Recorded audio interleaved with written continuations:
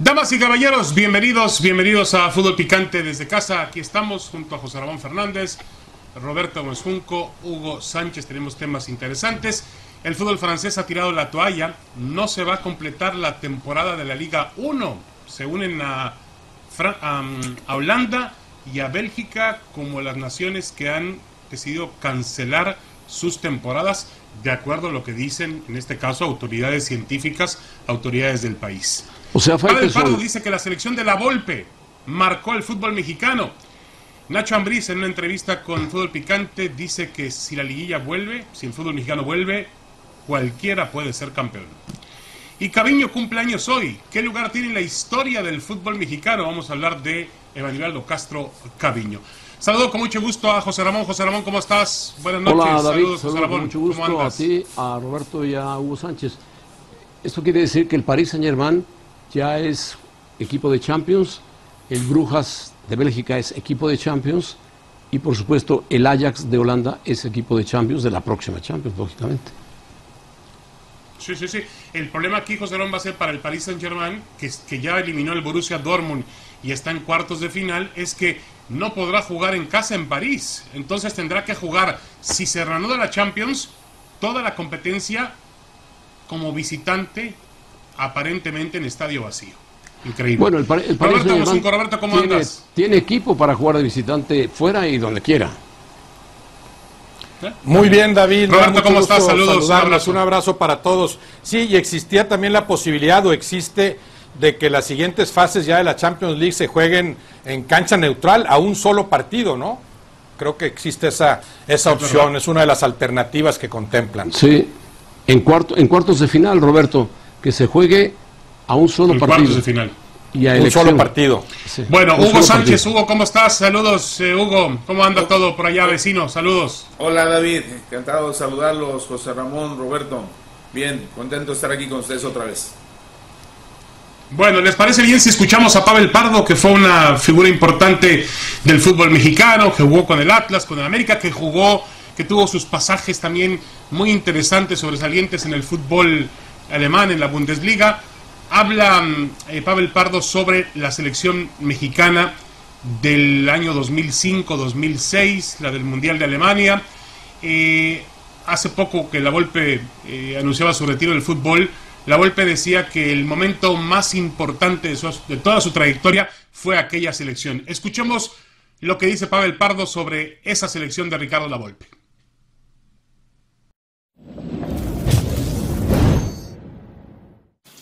Influyó en muchas cosas, influyó en muchos equipos, hoy me parece a mí que primero jugadores que él tuvo y después hoy entrenadores, ¿no? Mira, eso de que mejor ha jugado no lo sé porque también a mí me tocó la época del 98 donde pues también había muy grandes jugadores, ¿no? Mucha calidad, demasiada calidad había en ese equipo, en una transición de los jugadores que venían de jugar el Mundial 94 y de los jóvenes que veníamos empujando fuerte hacia el 2002, ¿no? 2002, después 2006, que fuimos más o menos la etapa que duramos en selección. Creo que para mí, bueno, uno de los se puede decir de los comentarios y lo valoro mucho fue cuando yo llego a jugar a Alemania y la gente opinaba muy bien del equipo.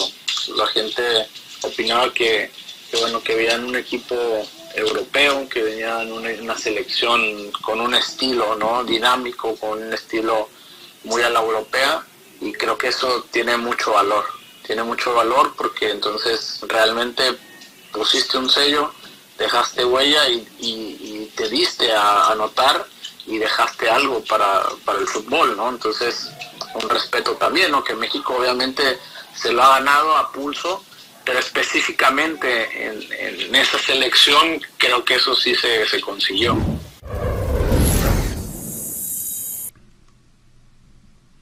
Bueno, ahí están las palabras de Pavel Pardo, que jugó más de 70 partidos para el Stuttgart en la Bundesliga, e insisto, dejó un muy buen paso por ahí, y es un hombre que se expresa bastante bien, que tiene mucha experiencia y que es una voz autorizada para hablar de ello. Aquí hay unos datos rápidamente, José Ramón, Roberto y Hugo. Después del Mundial de Alemania 2006, emigraron a Europa Carlos Salcido, que fue al PSV, Ricardo Osorio, que fue al Stuttgart, Pavel Pardo, al Stuttgart también, Andrés Guardado, al Deportivo La Coruña, y Francisco El Quiquín Fonseca, que fue al Benfica. José Ramón, esa selección del 2005-2006 de la Volpe, ¿marcó un parteaguas o pudo haber marcado al fútbol mexicano históricamente? Sí, por lo menos en la Confederaciones marcó un parteaguas, jugó muy bien al fútbol, la gente que estaba ahí, los medios de comunicación alemanes, brasileños, argentinos, de los equipos que participaban, se expresaba muy bien del equipo mexicano, sobre todo después de la victoria frente a Brasil, el equipo de Ronaldinho, con un gol de Jared Borghetti. Pero Pavel Pardo y Osorio fueron campeones con el Stuttgart en Alemania, fueron jugadores símbolos del Stuttgart en su primera temporada, jugadores muy buenos. Sí, de acuerdo. Ahora, Roberto, esa selección tuvo una muy buena Copa Confederaciones, con un nivel futbolístico muy bueno, le jugó bien a Argentina, le jugó bien a los alemanes, le jugó bien a Brasil, en aquella Copa Confederaciones que luego fue polémica por el doping positivo de Salvador Carmona y de Aarón Galindo, pero como que en el 2006 volvió a fallar en el momento más importante. Bueno, sí, ante Argentina, para mí es el único gran partido que dan en 2006 y sin embargo ahí quedan eliminados, aquel golazo inolvidable de Maxi Rodríguez, ¿no? Pero no habían conseguido en esa Copa del Mundo jugar en términos generales como habían jugado un año antes en la Confederaciones, cuando se alcanzaron un nivel de juego más elevado. Yo cuando pienso en un parteaguas en la historia del fútbol mexicano en general y de la selección mexicana en particular, en realidad me remito a 1993, ¿no? Cuando se llega a la Copa América, aprovechando en gran parte Mejía Barón lo que había sembrado Menotti. Creo que Menotti sí implica a nivel de selección mexicana un antes y un después, y eso fue permeando al balompié mexicano en general. Pero lo de la Volpe no lo veo tanto como parteaguas, no lo veo como un antes y un después. A partir de 93, que además surge la oportunidad de demostrar en el ámbito sudamericano el verdadero nivel de nuestro fútbol, sí creo que se establece una diferencia que después es confirmada en cada Copa del Mundo. Ya sabemos que se habla mucho de que te quedas en el cuarto partido, pero también hay que mencionar que en todas las Copas del Mundo, desde 94 hasta la fecha, el equipo mexicano ha logrado avanzar a la segunda fase. La Volpe creo que dejó cosas muy buenas, más allá de la escasez de títulos, creo que sí fue importante su aportación como director técnico, pero no tanto como para decir que la selección mexicana o el fútbol nuestro son antes y después de la Volpe. Y Hugo Sánchez fue parte de la generación aquella, bueno, fue parte todavía de la selección del 93 con Mejía Barón, que sorprende al mundo porque en una primera intervención en Copa América logra llegar a una final y competirle a una selección argentina en territorio sudamericano. Para ti, Hugo, también fue más importante lo que pasó en ese inicio de década de los 90 a lo que ocurrió más adelante con La Puente, con Aguirre, con La Volpe.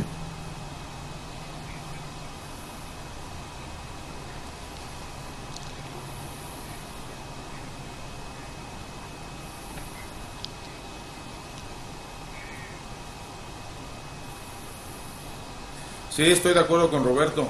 Si hablamos de un parteaguas, fue a partir de esa Copa América, que fue la primera vez que nos invitaron ahí en Conmebol, y fue pues un resultado para muchos sorpresivo, porque no pensaban que íbamos a llegar tan lejos, y llegar a la final y perderla contra Argentina, y como se jugó, ahí el estilo de la forma de jugar de la selección fue tremenda, y de la mano de Miguel Mejía Barón.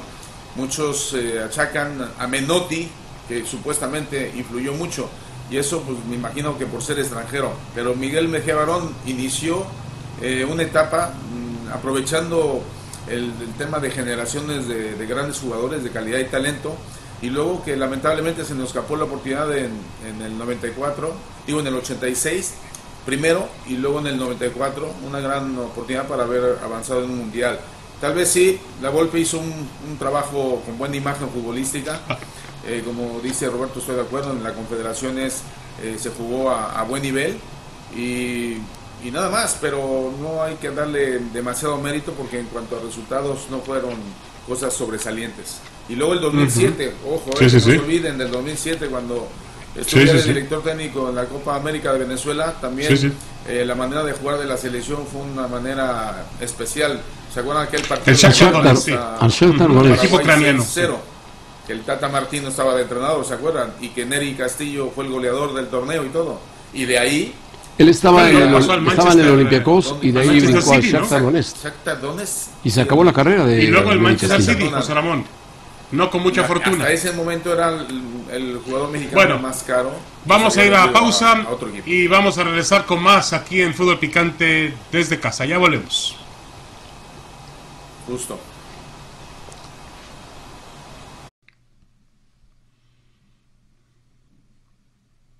Bueno, regresamos a Fútbol Picante desde casa. Vamos a escuchar una entrevista que tenemos con Nacho Ambriz, el entrenador del equipo de León. El León ha sido uno de los equipos más regulares en las últimas temporadas del fútbol mexicano, uno de los que mejor ha jugado. No olvidar que este año tuvo ese apagón por completo en Los Ángeles cuando perdió frente al equipo de Carlos Vela y quedó eliminado de la Liga de Campeones de la CONCACAF. Pero el León está para calificar y para disputar el campeonato. Esto es lo que dice Nacho Ambriz en plena cuarentena. ¿Qué pasaría si el tiempo de pronto y el espacio nos presionan a volver con una liguilla? ¿Crees que sería atractivo?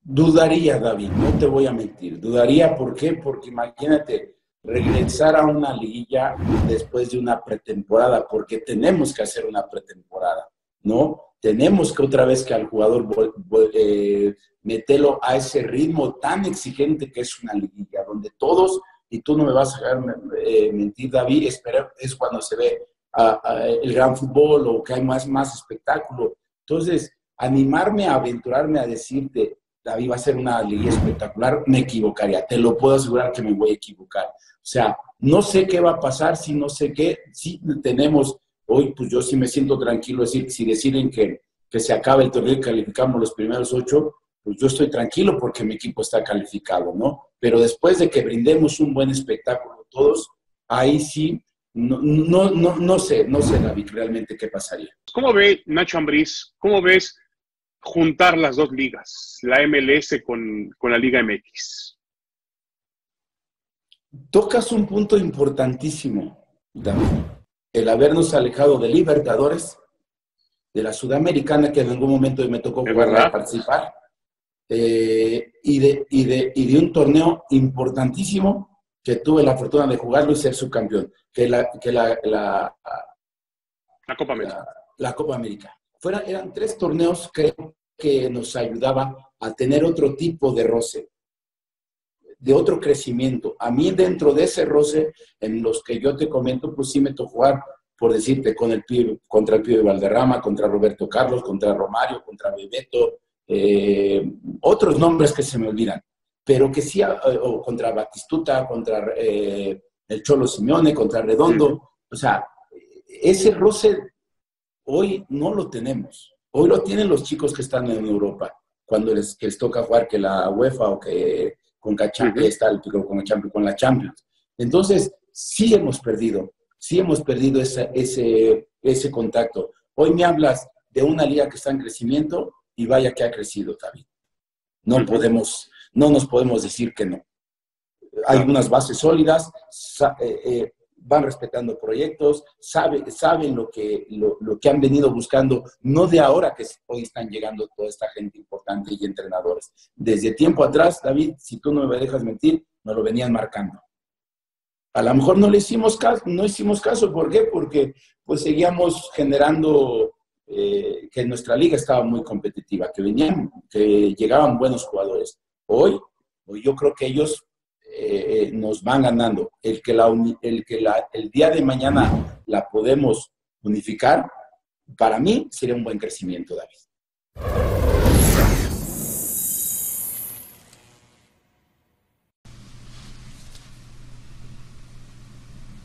Bueno, ahí están las palabras de Nacho Ambriz, exjugador de selección, entrenador que ha tenido facetas importantes en los últimos tiempos con el América, dirigió también a las Chivas, Nacho Ambriz, y también, por supuesto, el trabajo que tuvo junto a Javier Aguirre mientras fue su auxiliar en el fútbol de España, incluyendo al Atlético de Madrid. José Ramón, primero, tiene razón Nacho Ambriz, el problema es que México ha perdido un fogueo y hoy no sabemos dónde realmente va a estar el nivel del fútbol mexicano, dónde obtener ese fogueo o ese nivel. Bueno, tiene razón Nacho Ambriz, es un técnico ganador y además Nacho Ambriz perteneció a algunas de las selecciones de las que hablaba Hugo Sánchez. Nacho Ambriz es un técnico que tuvo la oportunidad de trabajar con un hombre como el Vasco Aguirre, que es un trotamundos y un técnico que es valiente, ha trabajado en diferentes lugares, en Egipto, en Japón, en España, por supuesto, y le ha ido bien. Ha dirigido en Champions con el Atlético de Madrid. Le ha ido muy bien, hoy está con el Leganés, que es colega de la Liga Española, pero seguramente con un poco de suerte y un poco de bonanza futbolística pueda salir adelante Javier Aguirre. Nacho Ambriz le aprendió mucho al Vasco, tiene su estilo, pero cuando el León llega a la liguilla, le pasa algo al León. El León juega muy bien en la temporada regular, juega la liguilla y baja el nivel de León. ¿Por qué? No lo sabemos, si es Ángel Mena, si es Sosa, si son los jugadores, si es la táctica o que León lo da todo en la temporada regular y baja en la liguilla. Bueno, también es algo que le faltó a Ambriz, José Ramón, cuando dirigió al América, ¿no? ¿Te acuerdas que tuvo una gran oportunidad con el América y también le faltó ganar campeonatos? Por ahí rescató un torneo de la CONCACAF. Ahora, Roberto, vuelvo al mismo tema en el que toca punto Ambriz, es decir, sin Libertadores, sin Copa Sudamericana, sin la Copa América a nivel de selecciones y volviendo al nivel de clubes, ¿dónde vas a encontrar el fogueo? Hace poco, en una entrevista del Tata Martino, le daba a Héctor Huerta aquí en Fútbol Picante, decía el Tata Martino, todos en la CONCACAF históricamente se han aprovechado de México para crecer. Y México, preguntaba el Tata Martino, ¿de quién se va a valer para también crecer? Yo creo que es un problema, Roberto. Sí, están volteando a ver evidentemente a la MLS más por razones comerciales, mercadotécnicas que futbolísticas. Yo creo que bajo las actuales circunstancias la realidad del fútbol mexicano se va a ver cada 4 años, o sea, cada 4 años te vas a topar más que nunca con la realidad de tu fútbol en Copa del Mundo, porque ya ni siquiera en partidos amistosos cuentas con sinodales más o menos confiables. Sí, y este equipo también, Roberto, de León, acuérdate que hace dos meses tuvo un choque de frente catastrófico en aquella caída frente al equipo de Los Ángeles de Carlos Vela, que le significó la eliminación de la Liga de Campeones de CONCACAF. Bueno, perdió 3-0 perdió 3-0 Los Ángeles, 3-0 Los Ángeles perdió. Sí, de acuerdo. Hugo, hablaba también Nacho Ambriz en otra parte de la entrevista que esta decisión de acabar con el ascenso y el descenso podría motivar y seguramente va a motivar que él tenga que sacar más jugadores jóvenes mexicanos al campo de juego. Además viene un descenso fundamental en las nóminas de todos los equipos. Van a bajar los sueldos, no más sueldos en dólares, serán en pesos los sueldos, como hay que trabajar en México. Se trabaja en México, se gana en pesos mexicanos. Y además van a bajar los sueldos, van a bajar la cantidad de extranjeros. Es una buena oportunidad para que el futbolista mexicano, dentro de esta mala situación para muchos, que es abolir el descenso y el ascenso, el futbolista mexicano tenga más oportunidad, Hugo. Pues ojalá, David, ojalá que tenga más oportunidad, pero mientras las plazas de extranjeros sean en mucha cantidad, ahí lo veo difícil. Pero sí, yo creo que esta pandemia está ayudando y está sirviendo para, ahora sí que resetear y empezar de nuevo, y empezar una nueva era, porque todos los equipos van a salir afectados, como todas las empresas del mundo, en cuanto a la economía se refiere, y en cuanto a las compras de jugadores, la venta y los sueldos, tendrá que haber un salario tope o algunos límites, porque antes la oferta y la demanda, pues estábamos hablando de muchísimo dinero. las barbaridades que estamos viendo con Mbappé y todo eso, Neymar y lo que pagó hacia el Barcelona, el Paris Saint-Germain. En cambio, ahora con la pandemia creo que va a cambiar muchas cosas, David, y en ese aspecto, en el fútbol mexicano, se le debe dar ese espacio a los jugadores jóvenes mexicanos y reducir la plaza de extranjeros, y así tendrán más oportunidad.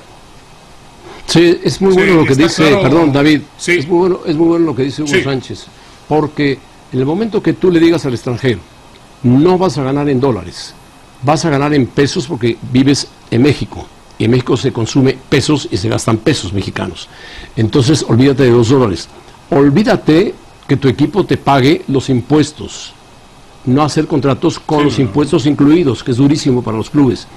Y entonces vendrán extranjeros de mejor nivel posiblemente, menos, pero de más calidad y con más compromiso. Y no una gran cantidad de extranjeros que saben que en México se paga muy bien, que además le pagan los impuestos, les pagan en dólares y los consienten de todas. Sí, de acuerdo. Y además está claro, bueno, ahora mismo yo hablaba con un dueño de equipo, José Ramón, y me decía, y me contaba el ejemplo de un futbolista, no hay que dar nombres, extranjero de su equipo, que gana más de $1 millón al año y que de pronto se sentó con él, bueno, no se sentó con él, sino lo habló por teléfono, una videoconferencia, y le dijo, mira, tenemos que organizarnos para que primero bajes el sueldo y después te pague yo de forma diferida ante esta situación. Y dijo, no, eso lo tienes que ver con mi apoderado. Y el apoderado le dijo que de ninguna manera, que no se tocaba el sueldo, que el sueldo lo quería íntegro, lo quería completo y además en tiempo. El futbolista tiene que entender que la situación en la industria, en todas las industrias, en todas las economías, va a ser diferente después de ese tema. Se va a dar cuenta, Faitelson, se va a dar cuenta muy rápido el futbolista. Cuando vea que hay clubes que no pueden pagar a tiempo la nómina o que les van a bajar el sueldo, se van a ver indudablemente en varios clubes del fútbol mexicano de primera división y de los de arriba. Roberto, ¿tú esperas una economía diferente, que la afectación económica cambie las plantillas en el fútbol mexicano? Por ejemplo, los equipos de Monterrey, que han gastado muchísimo dinero, Rayados y Tigres en los últimos tiempos, ¿podrán mantener el mismo ritmo de nóminas y de planteles? Seguramente no. Es indudable que después de esto renacerán un mundo diferente y un fútbol distinto, entre otras cosas con cantidades ya menos estratosféricas, con sueldos más aterrizados. Sí estaba, creo que demasiado inflado el fútbol en México y en todo el mundo, jugadores que cobran más que lo que realmente valen, y si tuvieran una elemental conciencia de la actual situación, entenderían que inevitablemente tendrán que ceder, como sucederá en otros ámbitos. El problema es que el futbolista sigue viviendo en una islita, no entiende lo que sucede en el mundo, y si con esta situación tan grave de emergencia sanitaria no lo entiendes, pues no lo entenderás nunca, pero a muchos ni siquiera les preguntarán. Creo que hay elementos como para decir, las nuevas reglas serán estas. Sí, y lo que también se va a venir a continuación, Hugo Sánchez, y hay que tomar en cuenta que lo tiene también la Major League Soccer, estamos copiando el modelo de Major League Soccer, y un límite salarial. Hablaba Roberto de la inflación. ¿Cómo evitas la inflación? Le pones tope salarial a los equipos. No, Faitelson, y lo va a tener las ligas europeas también, ¿eh? Las ligas europeas. ¿Sí? Yo creo que bueno, ya lo tienen un fair play financiero, ¿no? Tienen otro tipo de esquema. Por eso, pero la pandemia va a haber un cambio en todo el mundo, ¿eh? Cada país va a tener un sistema para reajustar por pues el perjuicio económico que están teniendo todos los equipos, sobre todo, y las empresas, claro. Por supuesto, imagínate el City, que tiene un castigo por 2 años por la cuestión del fair play financiero. Imagínate, 2 años de castigo. Una pausa y regresamos a Fútbol Picante desde casa.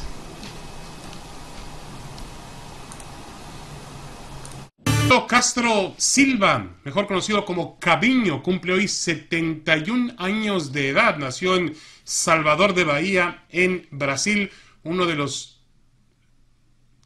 72, es verdad. Sí. No, A ver, si nació en 1949, José Ramón, está cumpliendo 71 años, ¿no?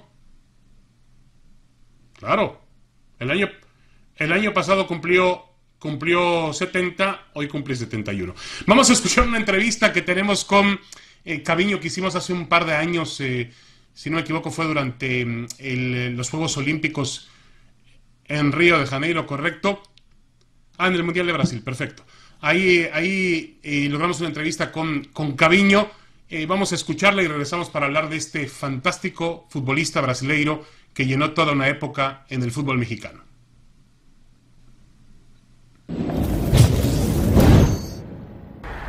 ¿Te sientes olvidado, Caviño? Sí. ¿Arribando por el fútbol mexicano? Sí.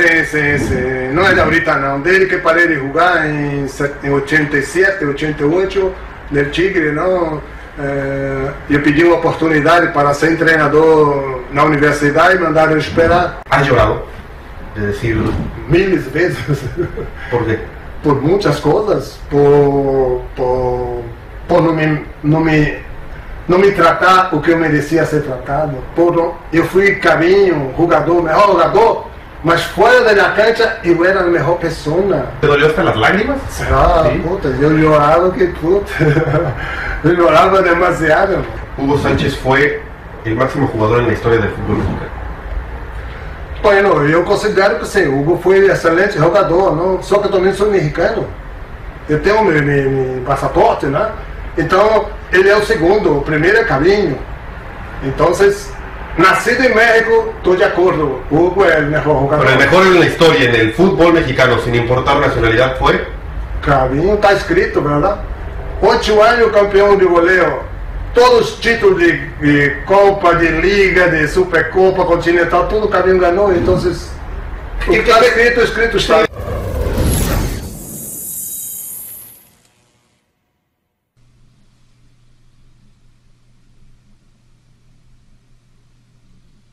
Bueno, ahí están las palabras de Caviño sobre el fútbol mexicano y sobre... hay una sensación, José Ramón, Roberto, Hugo, y ahí en la mesa hay además dos compañeros que lo jugaron con él, obviamente Hugo Sánchez en los Pumas, y Roberto también jugó contra él y coincidió, ahora me decía Roberto, en el último equipo que tuvo profesionalmente Caviño, que fue Tigres. Pero existía la sensación, José Ramón, de que Caviño siempre se quejaba de que no le habían dado el reconocimiento y el trato que merecía en el fútbol mexicano. ¿Es así? Sí, yo narré muchísimos partidos de Caviño, muchísimos. Cuando jugaba Muñante, jugaba Caviño, jugaba Cándido, jugaba Cuellar, y después Cándido perdió el puesto con Hugo Sánchez, apareció Hugo Sánchez, que era muy joven, y empezó a crecer Hugo Sánchez al lado de Caviño. Caviño era un jugador muy, muy espectacular. No recuerdo si lo trajo Nicola Gravino o Carlitos Peters. Me parece que fue Carlitos Peters el que lo trajo. Caviño era un jugador potente, con un arranque impresionante. O sea, parecía que tenía primera, segunda, tercera, cuarta, quinta y sexta, y jalaba durísimo, y lo sabe Hugo, que jugó a su lado, y tiraba durísimo. Cabeceaba muy bien, le pegaba con la izquierda, le pegaba con la derecha, se metía por la banda, se metía por el centro. Tenía en Muñante su gran socio, y su gran pasador era Spencer. Y cuando entró Hugo, hacían una dupla espectacular. Tan es así que cuando se retira, se va Hugo al fútbol español, empatan en el liderato de goleo con Pumas, 26 goles cada uno. Imagínate, entre los dos haber metido la cantidad de goles que metieron. 52 goles había metido Caviño y Hugo. Caviño, yo tengo recuerdos maravillosos de él, pero Hugo, sí, nunca pensó, ¿cómo te diré? La gente no le creía a Caviño que era tan bueno, pero era maravilloso, era un jugador que debía haber sido seleccionado nacional de Brasil. Sí, correcto, y se especulaba que hubiese sido un elemento que le faltaba a aquella selección brasileña del 82, que tenía tan buenos futbolistas. Del 82, en lugar de Serginho, imagínate, sí, a Caviño jugando con Sócrates, con Falcao, jugando con Toniño Cerezo. Pero también volvemos a lo mismo, y Roberto y Hugo seguramente lo van a decir. Roberto, también está claro que por aquellos tiempos no se veía, no se consideraba tanto al fútbol mexicano como para que la selección brasileña escogiera a Caviño como su centro delantero para el Mundial. Sí, no existía el fútbol globalizado en el que ahora vivimos, ¿no? No sabían en Brasil lo que Caviño estaba haciendo en México, de lo mejor que ha venido a nuestro fútbol. Aquel mediocampo de 82 brasileño, de lo mejor que yo he visto en 50 años, con Toninho Cerezo, Falcao, Zico y Sócrates, pero con Serginho adelante. Caviño era evidentemente superior a Serginho. Quizá la historia de aquella gran selección brasileña hubiera sido muy distinta. Caviño, dominador de los cambios de ritmo, con una enorme potencia, elevada capacidad técnica, le pegaba muy bien a la pelota, a balón parado y en movimiento. Un jugador muy completo, de lo mejor que hemos visto en el fútbol mexicano, un memorable goleador. Creo que la cifra que dejó Caviño ahí se quedará por un buen rato, ¿no? Cardoso más o menos se acercó, pero me parece que es de esos récords irrompibles en el fútbol. Hugo, tú hiciste con una dupla maravillosa, histórica, legendaria. Ya lo decía José Ramón, se cansaron de hacer goles, de una gran manufactura con el equipo de los Pumas. ¿Qué era lo mejor que tenía Caviño, Hugo? Bueno, lo ha descrito muy bien José Ramón, ahí con esa potencia que tenía, ese arranque, le pegaba fuertísimo, tanto a balón parado como en movimiento, y podía rematar con todas las partes del cuerpo, era muy completo, y estoy de acuerdo con el comentario ese en el 82, de esa selección brasileña. A Caviño le faltó eso, que su selección le llamara, y más en ese momento, porque recuerdo todavía a ese delantero alto, delgado, que era medio tronco. Malísimo. ¿Cómo era posible que lo pusieran a jugar, no? Y en cambio Caviño pues, fue parte de lo que aprendí, fue gracias a Caviño. Yo jugaba del lado izquierdo en lugar de Cándido, porque estaba Muñante, estaba Caviño de delantero centro y yo por el lado izquierdo, y yo aprovechaba pues precisamente los desmarques de Caviño, que hacía por ejemplo el primer palo, para yo irme al segundo, y ahí me hinché a meter goles, hasta el grado que, ya como dijo José Ramón, en la temporada 78-79, después del Mundial, bueno, primero salimos campeones en el 76, que fue en el Estadio Azteca con la UDG, José Ramón se habrá acordado seguramente, y después con un gol de Caviño, con un gol de Caviño fue cuando igualamos a 26 goles, cuando Bora era el entrenador, y Caviño era el tirador de penaltis, y había fallado como 2 o 3 penaltis, y entonces Bora en ese partido hábilmente, cosa que se lo agradezco, me dice: Hugo, a partir de este partido tú vas a ser el tirador de penaltis, porque Caviño pues ya ha fallado, ya hablé con él.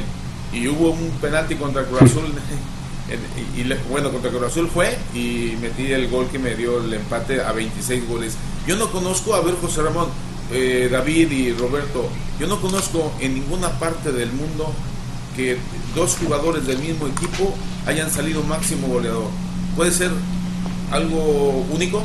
No. Puede ser, sería cuestión de ir a las estadísticas. No tiene que ser, José Ramón. Pero fue histórico que dos jugadores del mismo equipo hayan empatado con 26 goles. Porque yo recuerdo a Hugo. Oye, te pregunto una cosa, José Ramón. ¿Alguien más de aquel Pumas? ¿Alguien más de ese Pumas hizo gol, José Ramón? Aparte de Hugo y Caviño. No, Muñante tenía gol, Cuellar tenía gol, Spencer tenía gol. Pumas tenía un gran equipo de fútbol, pero que dos delanteros metan 26 goles en la misma temporada es un caso, si no es único, posiblemente sea el único, a lo mejor por ahí en algún país empatado. Pero el gran mérito de Caviño... Hugo empató en 38 goles con Stoichkov y ganó el Botín de Oro. Stoichkov metió 38 y Hugo metió 38 con el Real Madrid. Caviño fue campeón goleador jugando con Pumas, con Atlante, con León. Es un enorme mérito porque no es fácil funcionar a tales niveles con distintos equipos. La última temporada la juega con los Tigres, ya no a ese mismo nivel, pero si mal no recuerdo, de sus títulos de goleo son obtenidos la mayoría en Pumas, pero también con Atlante y con León. Sí, es verdad. Ahí también tiene títulos de goleo. Ahora, si lo comparamos, porque se habla siempre de Caviño en un círculo muy exclusivo de futbolistas extranjeros que han venido a México. Se le compara con Carlos Reynoso en una posición diferente del campo, Miguel Marín en una posición muy diferente del campo, se le compara con José Saturnino Cardoso, ya en una situación un poquito más parecida frente a frente. Por eso, dejando de lado a Marín y a Reynoso, si colocamos, Hugo Sánchez, a Cardoso y a Caviño Cardoso también tiene una marca por ahí de 29 goles en un torneo corto que, Dios mío, va a quedar para la posteridad. Si tú comparas a Caviño con Cardoso, las nuevas generaciones habrán visto más a Cardoso, por supuesto, pero tú, Hugo, tuviste la fortuna de jugar con Caviño y de ver a Cardoso también. ¿Cuál de los dos te parece mejor? Qué difícil, David, me lo pusiste. Fíjate que en las épocas separadas, como bien dices, es diferente el juego, pero en cuanto a la capacidad goleadora que tenían los dos, era impresionante. Y físicamente, fíjate que se parecían en algo, porque tenían mucha potencia los dos y remataban muy bien de cabeza Cardoso y con todas partes del cuerpo también. Pero sería muy injusto de mi parte irme por uno o por otro. Yo creo que los dos han marcado época en el fútbol mexicano. Y hablando de mejores delanteros y goleadores, obviamente está Caviño y está Cardoso. Ahora, lo de Carlos Reynoso y Marín, indudablemente podríamos decir que ya en su momento lo comenté, que Carlos Reynoso para mí es el mejor extranjero que ha venido en la historia de México. Ahora, como goleador, Caviño es el mejor, por supuesto. Y yo tuve el gusto de jugar con él 3 temporadas y luego en contra cuando se fue al Atlante. Y ahí estuve a un gol de igualarle nuevamente el segundo título de goleo en México. Yo estando en Pumas la siguiente temporada y él en el Atlante. Y bueno, no se pudo dar la posibilidad de igualar nuevamente, pero ya en equipos separados. Él en el Atlante y yo en Pumas. Pero sí, era mi maestro y yo lo que hice de joven inteligente, y se lo recomiendo a los que inician en esta carrera maravillosa de fútbol, juntarse con los maestros que les van a uno enseñar prácticamente de todo. Y a mí Caviño, tengo muy buena amistad con él, o tenía, cuando dije lo de Carlos Reynoso, que era para mí mejor, pues ya se enfadó conmigo, ¿no? Pero Muñoz, que en paz descanse, pues eran unos maestros para mí y me ayudaron y me sirvieron en mi trayectoria de esos 5 años que estuve en Pumas, pero en este caso con Caviño 3 años. Faitelson, ¿te puedo comentar algo? Faitelson, ¿te puedo comentar algo? Sí, adelante, José Ramón, por favor. Si tú, como dices, en tu irreal fútbol juntas a Cardoso con Caviño y con Hugo Sánchez, Cardoso era un goleador nato, Caviño era un goleador espectacular y Hugo Sánchez era un jugador único. Entonces tenías 3 elementos que podía meter entre los 3 90 goles si quisieras en un torneo. Eran goleadores típicos. Sí, de acuerdo. No hay ese tipo de goleador en el fútbol mexicano, no se da tan fácilmente. Yo lo entiendo, José Ramón. El único problema, José Ramón, es que, mira, la década pasada nos tocó viajar todos nosotros viajamos mucho a Brasil. Viajamos para la Copa Confederaciones, viajamos para el Mundial 2013, 2014, viajamos para los Juegos Olímpicos de Río de Janeiro. Cuando yo iba con un periodista, con un aficionado, incluso de edad de mi generación, de nuestra generación, le preguntaba, oye, en México tuvimos un gran jugador que se llamaba Caviño. No sabía de qué le estaba hablando. Lógico, porque en el momento de qué le estaba hablando. En el momento que se vino a México Caviño, se pierde del fútbol de Brasil, y el fútbol de Brasil no se fijaba en Caviño. Produce tantos jugadores Brasil que hoy mismo hablan de Jesús, Firmino, son jugadores brasileños de selección nacional que van a destacar muy pronto y ya están destacando en el fútbol de Europa. O sea, Brasil genera jugadores constantemente. Ya le decía Roberto, también vivimos un mundo más globalizado. Hoy hubiera sido más fácil en Brasil reconocer a un jugador como Caviño en esta época. En aquel momento no había transmisiones de televisión, no había Twitter, no había redes sociales, era más complicado, la noticia tardaba demasiado en llegar, si es que llegaba. Hacemos una pausa, ¿les parece bien? Regresamos. Osvaldo Sánchez, uno de los mejores porteros del fútbol mexicano en la historia, ha confesado que tuvo la oportunidad de ir al Getafe, equipo que por cierto hoy está, o en las últimas temporadas ha hecho un buen trabajo en España a pesar del poco presupuesto que tiene. También dice que tuvo ofertas del Bolton Wanderers de Inglaterra, donde jugó Jared Borghetti, y del Recreativo de Huelva de España, pero en todas las propuestas me pagaban la mitad de lo que yo ganaba en México. Está bien que nos guste jugar, pero también tienen que salpicar. El Getafe es cuarto lugar de la Liga de España, cuarto lugar. Bordalás ha hecho un trabajo espectacular con el Getafe. De acuerdo. Ahora, José Ramón, Osvaldo dice que no le pagaban en ninguno de esos equipos lo que le pagaban en México.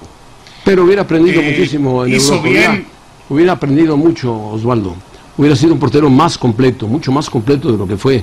Osvaldo tenía buenos momentos con Guadalajara, con la América, pero le faltaba a lo mejor ser mejor portero todavía. Y en Europa lo hubiera alcanzado, en España lo hubiera alcanzado indudablemente, porque son sometidos los porteros, sobre todo los equipos chicos, a un bombardeo impresionante.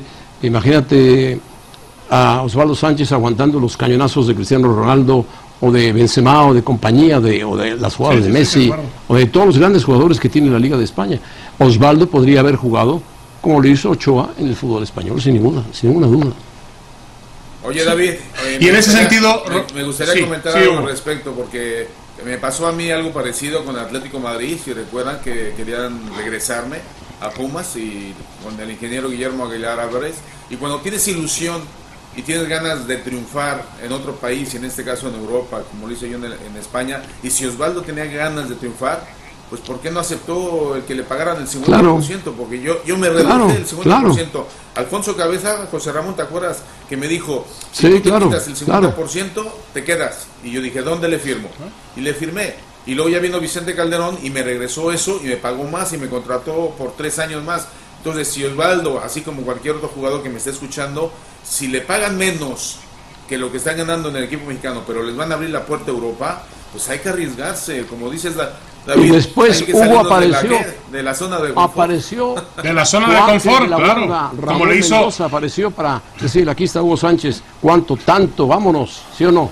Pero eso ya fue después, sí. Pero... Sí, al final del día, Roberto, lo que marca diferencia es la mentalidad, ¿no? Finalmente. Pero sí, y ahora ya no sucede. Ahora, fíjate, se hubiera quedado, perdona Roberto, se hubiera quedado más orgulloso, más feliz Osvaldo de haberse dado gusto de haber jugado en Europa. Claro. Cada quien toma sus decisiones. Sí, de acuerdo. Roberto, ¿querías decir algo? No, ya no sucede eso, porque ahora el que se va a Europa se va en mejores condiciones económicas. Me imagino que Lainez, Edson Álvarez, Irving Lozano firmaron el contrato de su vida al irse hacia aquellos lares. Son épocas distintas, ¿no? Antes jugadores como José Manuel de la Torre, Guillermo Mendizábal, Luis Flores, Francisco Javier Cruz, me imagino que para probar suerte en Europa tuvieron que sacrificar algo en lo económico. Eso ha cambiado Manuel Negrete, ¿te acuerdas de Manuel Negrete? También. Luis Flores. También. Javier Aguirre. Sí, pero yo creo que al final del día Hugo tiene razón.